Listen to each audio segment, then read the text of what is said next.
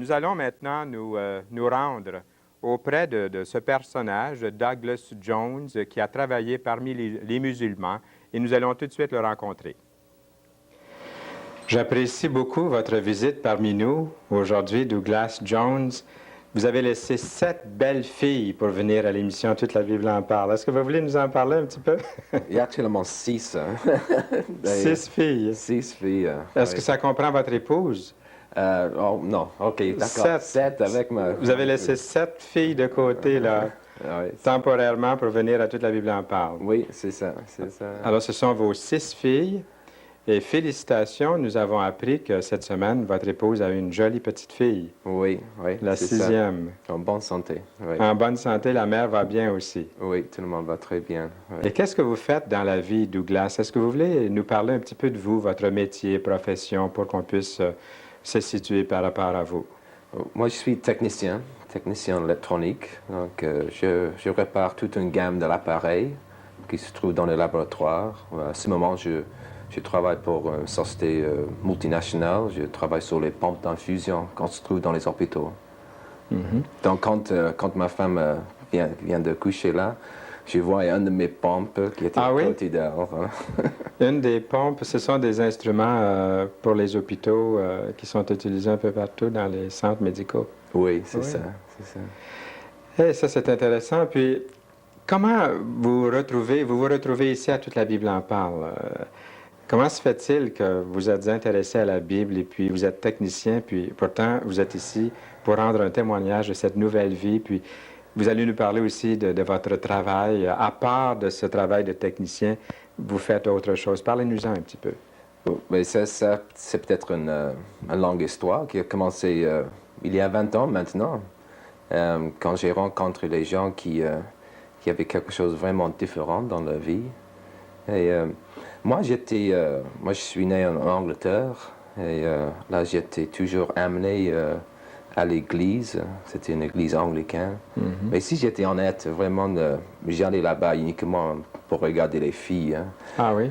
Et, Vous avez commencé jeune à l'église? Oui, j'ai commencé assez jeune, oui, à l'église. Et je voulais faire plaisir à mes parents, j'ai continué à assister comme ça.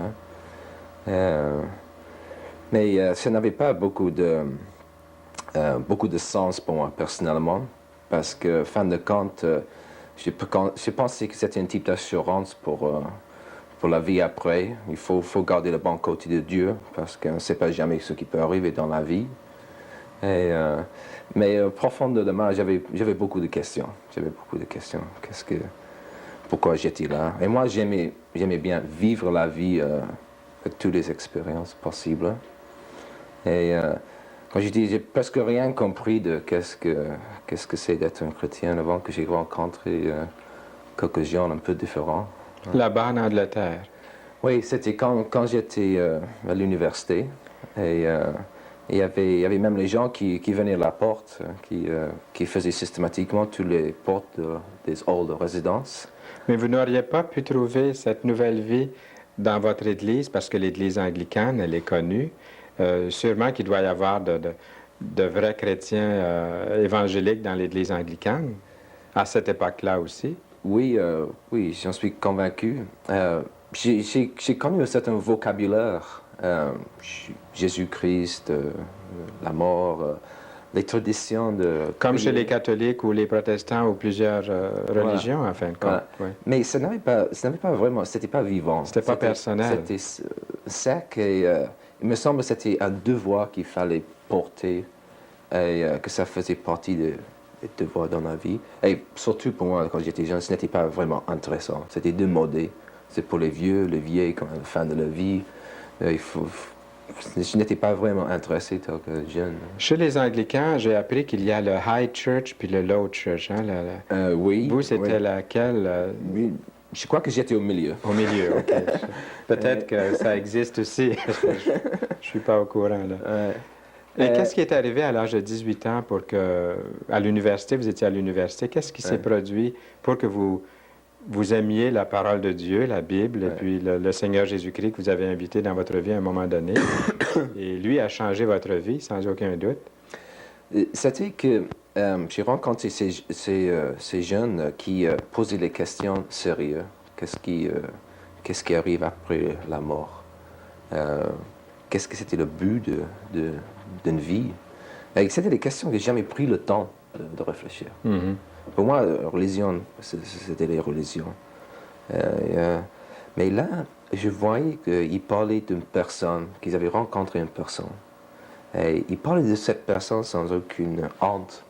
C'est ça, oui. Et là, j'ai trouvé un peu enfin jusqu'à ce point-là, que les gens, quand ils parlaient de Jésus, ça devait être un peu une façon spéciale ou une approche spéciale. Mais là, c'était comme il était là. Et j'ai jamais rencontré ça avant. Et ça m'a donné beaucoup de curiosité. Et je me suis dit, qu'est-ce que c'est ça? Est-ce que c'est réel ou non?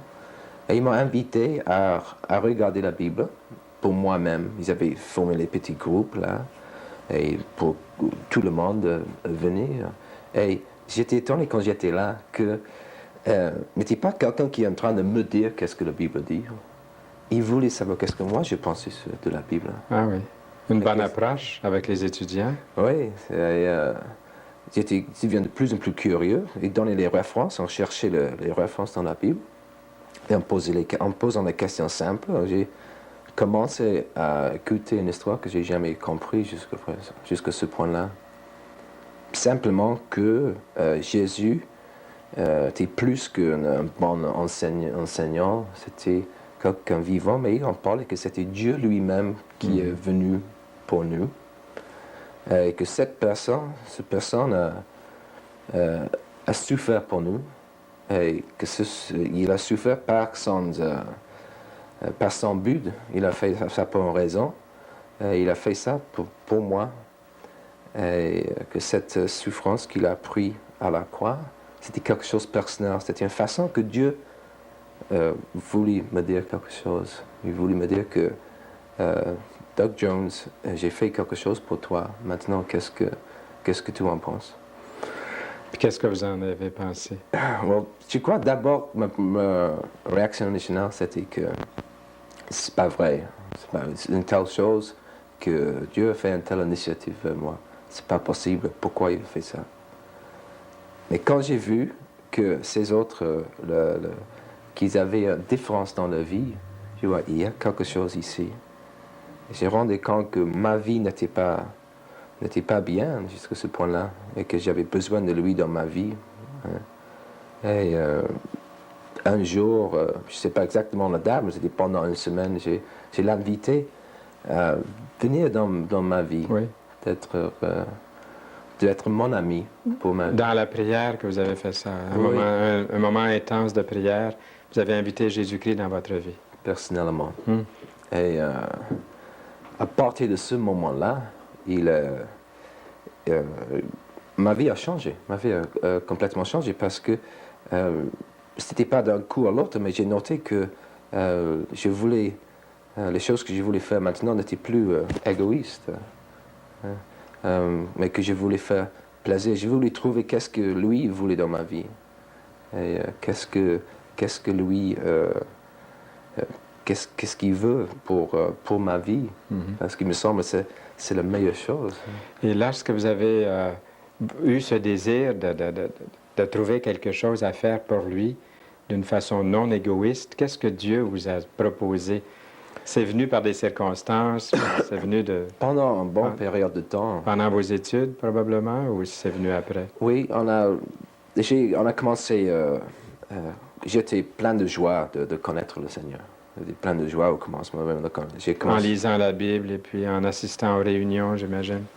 C'était ça. Oui. J'ai commencé à faire connaissance des autres chrétiens et j'ai trouvé que c'était vraiment une joie de le connaître, de chaque jour, de lire la Bible, de prier avec lui. J'ai trouvé qu'il était vivant. Il exauçait mes prières personnelles, sur ma petite vie là, en Angleterre, mes ennuis avec les études, n'importe quoi. Il était là, vivant, prêt à répondre. Et j'ai commencé... je faisais partie d'un groupe très actif. Et j'ai même commencé à faire porte-à-porte avec eux, et parce que je voulais partager ce que j'ai trouvé. J'ai trouvé ça tout à fait naturel. Et on priait ensemble, et Parfois, on rencontre les gens on avait beaucoup de difficultés à comprendre, à faire comprendre qui est Jésus, qu'est-ce qu'il a fait. Et ils étaient les gens des étrangers des autres pays. Et surtout, je me rappelle bien, j'ai rencontré un étudiant qui vient d'arriver de Moyen-Orient. Il y a beaucoup d'étrangers en Angleterre. Vous étiez à quel endroit? C'était au nord d'Angleterre, Au nord à d'Angleterre. Manchester. Puis il y avait Ouais. beaucoup d'étrangers qui arrivaient là. Je crois à l'époque là, oui, parce que c'était beaucoup moins cher pour les étrangers d'étudier en Angleterre. Vous avez pu commencer à témoigner dans ces milieux-là, parmi les étrangers qui arrivaient en Angleterre. Voilà, d'abord c'était dans le groupe, on faisait systématiquement tout le monde dans l'université. Chaque année qui arrive, on essaye de contacter tout le monde.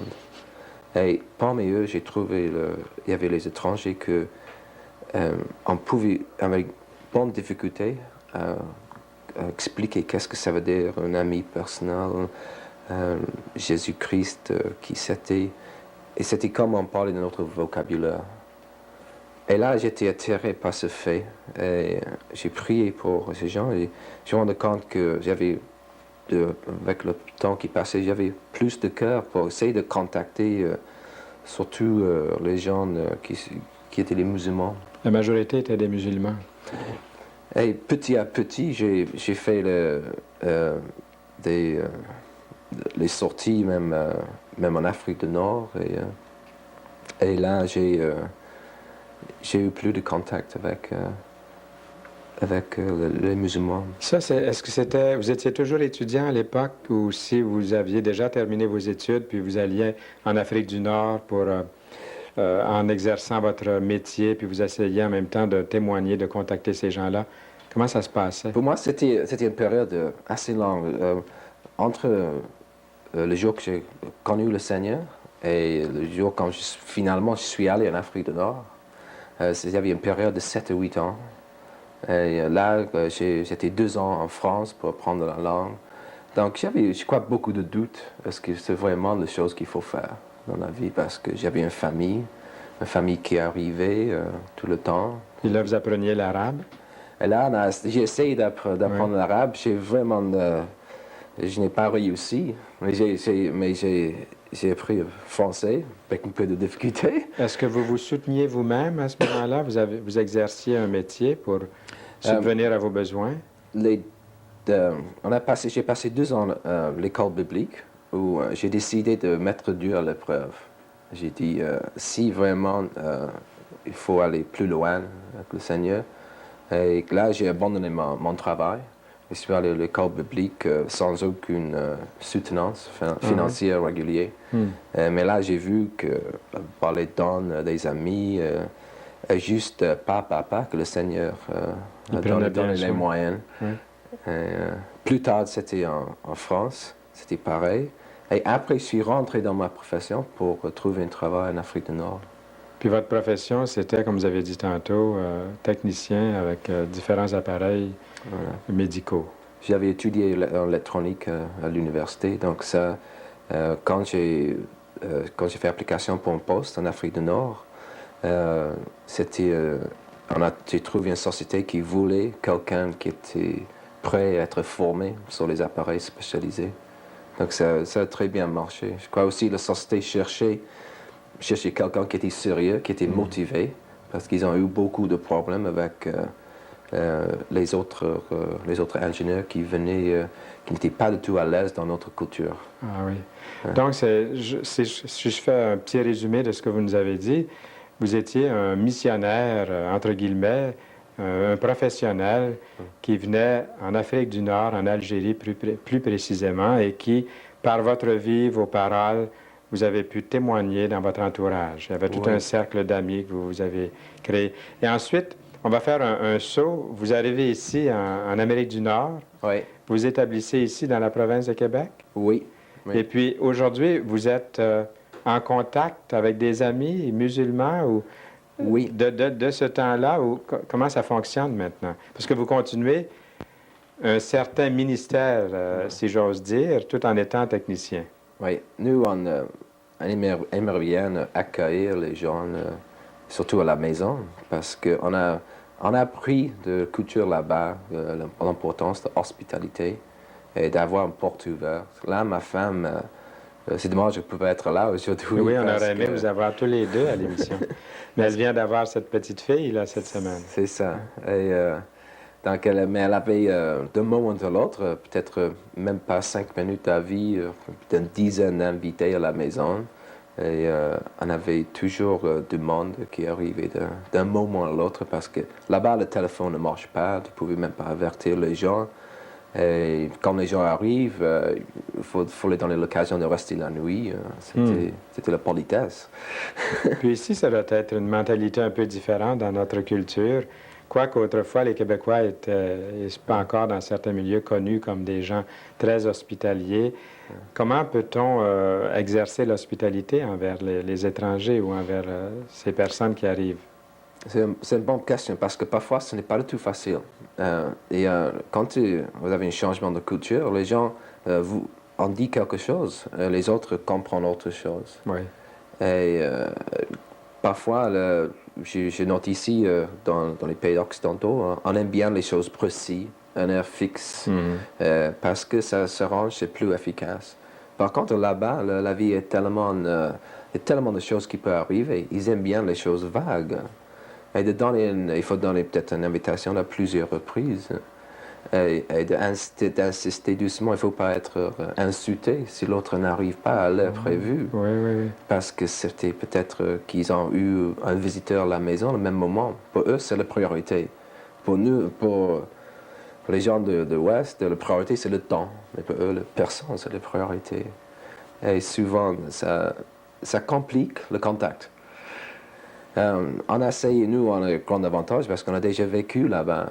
Donc, on peut toujours parler de la vie là-bas, les difficultés, les changements. Mais je vois que beaucoup de gens qui arrivent ici, ils ont besoin d'une chaleur, ils ont besoin d'être reçus. Et beaucoup de gens ici n'ont pas l'habitude de recevoir les gens. Ça doit être une grande joie pour vous et votre épouse, Caroline, et toute la famille, quand vous voyez un intérêt spirituel chez une personne comme ça, qui même va jusqu'au point d'inviter le Seigneur Jésus-Christ dans sa vie. Oui.